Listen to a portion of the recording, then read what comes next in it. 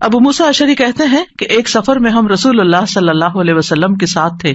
جب ہم کسی وادی میں اترتے تو لا الہ الا اللہ اور اللہ اکبر کہتے اور ہماری آوازیں بلند ہو جاتی. تو نبی صلی اللہ علیہ وسلم نے فرمایا، اے لوگو اپنی جانوں پر رحم کرو، کیونکہ تم کسی بہرے یا غائب کو نہیں پکار رہے، وہ تو تمہارے ساتھ ہی ہے، بے شک وہ سننے والا اور تم سے بہت قریب ہے. اس کا نام برکتوں والا ہے اور اس کی عظمت بہت ہی بڑی ہے. تو اللہ سبحانہ وتعالی قریب ہے، اس کو ہم چاہیں تو دل ہی دل میں پکارے، سرگوشیوں کے انداز میں پکارے یا اونچی آواز میں پکارے، وہ ہر حال میں سنتا ہے، اور جب وہ سنتا ہے تو جواب بھی دیتا ہے اور ہماری دعائیں قبول بھی کرتا ہے. اس لیے ہمیں اس کو قریب محسوس کر کے اس سے دعائیں کرتے رہنا چاہیے. تو وہ دعا کی قبولیت کے اعتبار سے قریب ہے، دعا کو سننے کے لحاظ سے قریب ہے، اپنے علم کے اعتبار سے سب لوگوں کے قریب ہے، اور خاص طور پر عبادت کرنے والوں اور پکارنے والوں کے قریب ہے. یعنی اس کا قرب دو طرح کا ہے، ایک عام قرب ہے جو سب کے لیے ہے، اور ایک خاص قرب ہے جو اس کے خاص بندوں کے لیے ہے. اور وہ خاص بندے جو عبادت گزار ہیں، جو اس کا ذکر کرتے ہیں، جو اس کے شکر کرنے والے ہیں. تو اللہ سبحانہ وتعالیٰ ان کی دعاؤں کو قبول کرتا ہے، ان کی مدد کرتا ہے اور انہیں نیک کاموں کی توفیق عطا کرتا ہے. یہاں پر آپ دیکھ رہے ہیں کہ فَإِنِّي قریب کہہ کے بندے اور رب کے درمیان کوئی فاصلہ نہیں رکھا گیا اس اعتبار سے کہ کوئی اور واسطہ ہو. یہاں اللہ سبحانہ وتعالیٰ نے جواب کو قل یا فقل کہہ کے نہیں فرمایا، جیسا کہ دوسری آیات میں آتا ہے.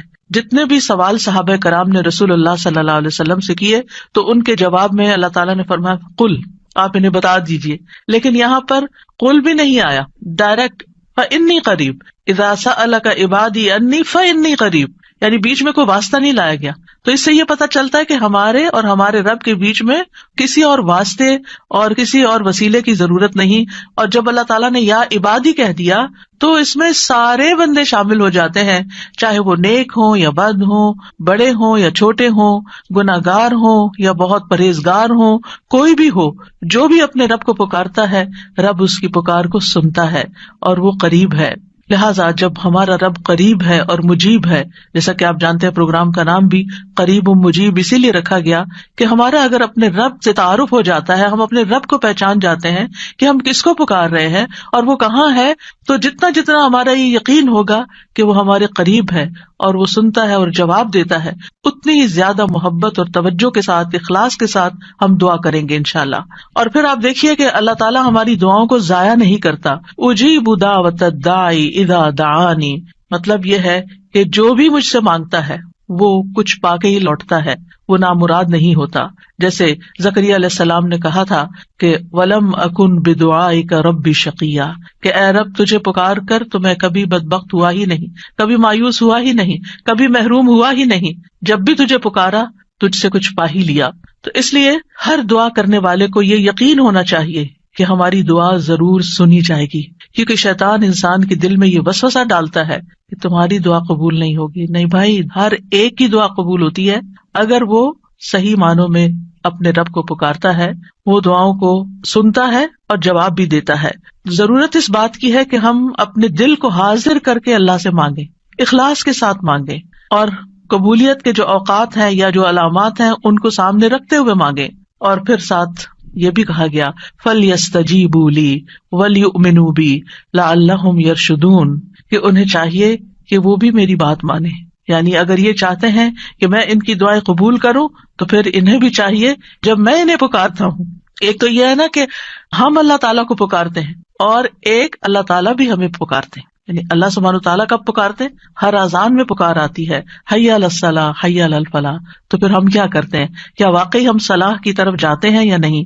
اسی طرح قرآن مجید میں بہت دفعہ یا ایھا الذین آمنوا کہہ کے ہمیں پکارا گیا ہے، اے لوگوں جو ایمان لائے ہو. یا ایھا الناس کہہ کے تمام انسانوں کو پکارا گیا ہے. تو کیا ہم انسان بھی اپنے رب کی پکار کو سنتے ہیں؟ کیا ہم بھی جواب دیتے ہیں؟ کیا ہم بھی اس کی طرف بڑھتے ہیں؟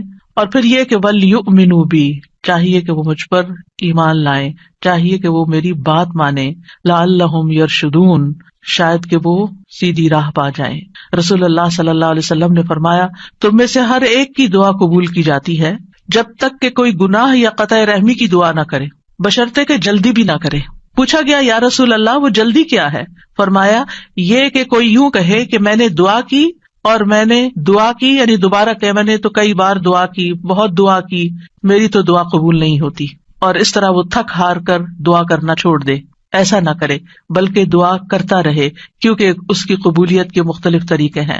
تو اللہ سبحانہ وتعالیٰ ہم سے قریب ہے. ایک اور آیت میں آتا ہے سورۃ ہود کی، وَإِلَىٰ ثَمُودَ أَخَاهُمْ صَالِحًا قَالَ يَا قَوْمِ اعْبُدُوا اللَّهَ مَا لَكُم مِّنْ إِلَٰهٍ غَيْرُهُ هُوَ أَنشَأَكُم مِّنَ الْأَرْضِ وَاسْتَعْمَرَكُم فِيهَا فَاسْتَغْفِرُوهُ ثُمَّ تُوبُوا إِلَيْهِ إِنَّ رَبِّي قَرِيبٌ مُّجِيبٌ. اور سمود کی طرف ان کے بھائی صالح کو بھیجا، اس نے کہا اے میری قوم، اللہ کی عبادت کرو، اس کے سوا تمہارا کوئی معبود نہیں، اسی نے تمہیں زمین سے پیدا کیا اور تمہیں اس میں آباد کیا، سو اس سے بخشش مانگو، پھر اس کی طرف پلٹ آؤ، یقیناً میرا رب قریب ہے، قبول کرنے والا ہے. ان ربی قریب مجیب. یہاں قوم سمود کی بات کی جا رہی ہے. یہ لوگ مدائن کے علاقے میں رہتے تھے جو تبوک اور مدینہ منورہ کے درمیان واقع تھا. صالح علیہ السلام نے اپنی قوم کو ایک طرف اللہ سبحانہ وتعالیٰ کی عبادت کی دعوت دی، توحید کی دعوت دی کہ صرف وہی تمہارا معبود ہے جس نے تمہیں پیدا کیا، جس نے تمہیں زمین میں آباد کیا، لہٰذا تم شرک سے اجتناب کرو، صرف اللہ کی طرف رجوع کرو. کیوں؟ اس لیے کہ وہ بہت قریب ہے، اپنے بندوں کی دعائیں سنتا ہے. تو آپ دیکھیے، جو آپ کے قریب ہو اور جو آپ کی بات بھی سنتا ہو، تو کیا آپ نہیں چاہیں گے کہ آپ اس کے قریب ہوں؟ یہاں پر آپ دیکھیے کہ دعا کرنے سے پہلے دو چیزوں کی بات ہے، استغفار اور توبہ کی، کہ اس سے استغفار کرو اور توبہ کرو تو تمہاری دعائیں قبول ہوں گی. توبہ کا مطلب یہ ہے کہ گناہوں سے کنارہ کشی اختیار کرو اور اس بات کا پکا وعدہ کرو کہ آئندہ گناہ نہیں کرو گے. اور استغفار کا مطلب ہوتا ہے بخشش طلب کرنا کہ اللہ ہمیں معاف کر دے، ہمارے گناہوں پہ پردہ ڈال دے. اور توبہ اور استغفار دونوں ہم معنی بھی ہیں. امام ابن قیم کہتے ہیں استغفار میں توبہ شامل ہے اور توبہ میں استغفار شامل ہے، اور جب ان کو الگ الگ بولا جاتا ہے تو پھر اس کا معنی الگ الگ بھی ہوتا ہے. اور اگر یہ دونوں اکٹھے آئیں، یعنی ایک دوسرے کے ساتھ مل کر آئیں، تو استغفار کا مطلب یہ ہوتا ہے کہ زندگی میں جو ہم کر چکے ہیں غلط کام، برائیاں، اللہ تعالیٰ ہمیں ان کے شر سے محفوظ رکھے. اور توبہ کا مطلب یہ ہے کہ ہم آئندہ گناہ میں پڑنے کے شر سے آپ کی مدد چاہتے ہیں، حفاظت چاہتے ہیں. اور توبہ اس پختہ ارادہ کو بھی کہتے ہیں کہ دوبارہ گناہ نہیں کریں گے، آئندہ یہ نہیں کریں گے. تو ان ربی قریب مجیب، میرا رب یقیناً قریب ہے، مجیب ہے. اور یہاں قریب قرب سے شفقت اور اکرام کے معنوں میں، یعنی رب بہت شفیق اور مہربان ہے، بہت کریم ہے.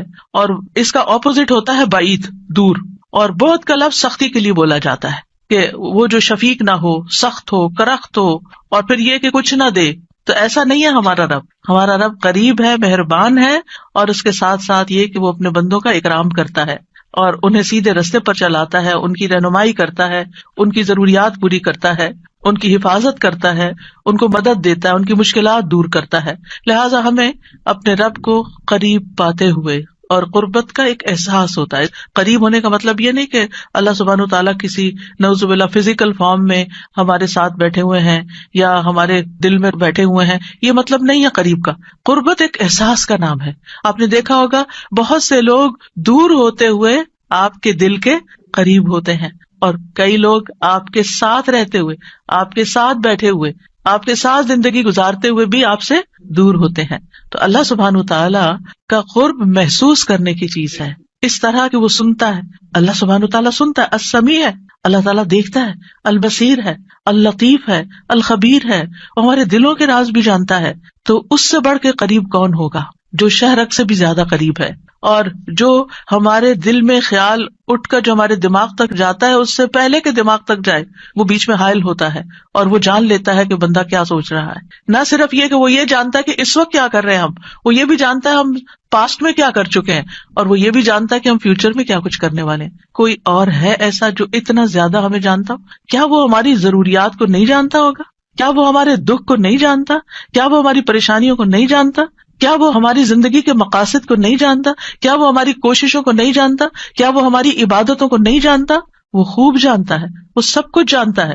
تو جو جانتا ہے اس سے مانگے بنسبت اس کے کہ جو جانتا بھی نہیں ہے اور ہم اس سے توقعات لگا کے بیٹھے رہے کہ یہ ہمارے لیے کچھ کریں گے. عام طور پر ہم جب کسی مشکل کا شکار ہوتے ہیں تو پھر بندوں کی طرف دیکھتے ہیں، نہیں، جو اپنے رب کو قریب پاتے ہیں وہ اپنے رب ہی کی طرف دیکھتے ہیں، اور رب ہی کی طرف پلٹ پلٹ کر جاتے ہیں. اور تابا یتوبو کا مطلب پلٹ پلٹ کر جانا بھی ہے کہ واپس پلٹتے ہیں کہ اللہ تعالیٰ اگر ہماری کسی بات سے آپ ناراض ہو گئے ہیں یا ہم سے خفا ہیں تو ہم تیری ہی طرف پلٹتے ہیں. اعوذ بک منک، تجھ سے ڈر کے پھر تیرے ہی پاس پناہ لیتے ہیں اپنے گناہوں کے شر سے بچنے کے لیے، اپنی سیئات سے بچنے کے لیے.